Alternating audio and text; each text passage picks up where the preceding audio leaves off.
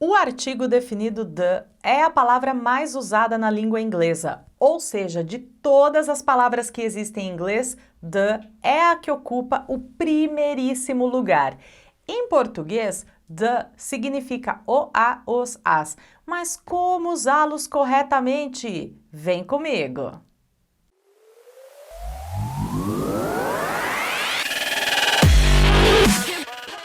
Já se inscreveu no canal? Ativou o sininho? Então bora entender como usar esse the de uma vez por todas, sem regras, sem chatice, sem enrolação.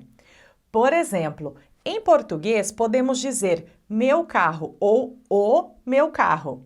Isto é, podemos usar o artigo definido o, a, os, as antes de adjetivos possessivos. Meu, minha, teu, tua, seu, sua, nosso e assim vai. Em inglês, nunca usamos o the antes de my, your, his, her, our, their. O meu carro, my car. A nossa política, our policy.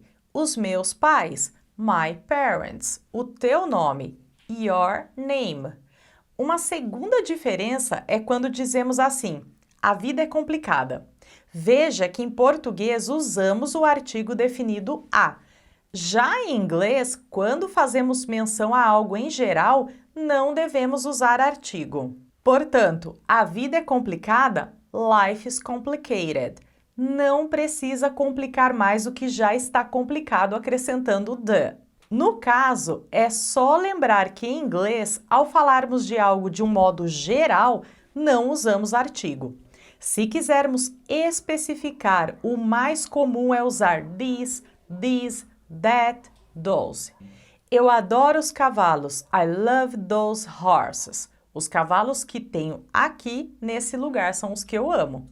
Eu adoro cavalos. I love horses. Cavalos em geral. Amo cavalos. Outra diferença é com nomes próprios. Na nossa língua portuguesa, podemos dizer o John fez isto, a Maria é casada. Já em inglês, não podemos usar artigo definido antes de nomes próprios. Então, o John fez isso. John did that. A Maria é casada. Mary's married. Ficou até engraçado esse exemplo. Pronto! Estas são as 3 diferenças mais básicas e importantes do uso do artigo definido quando comparamos a língua portuguesa com a língua inglesa. As outras regrinhas, elas são parecidas com as da nossa língua, ok?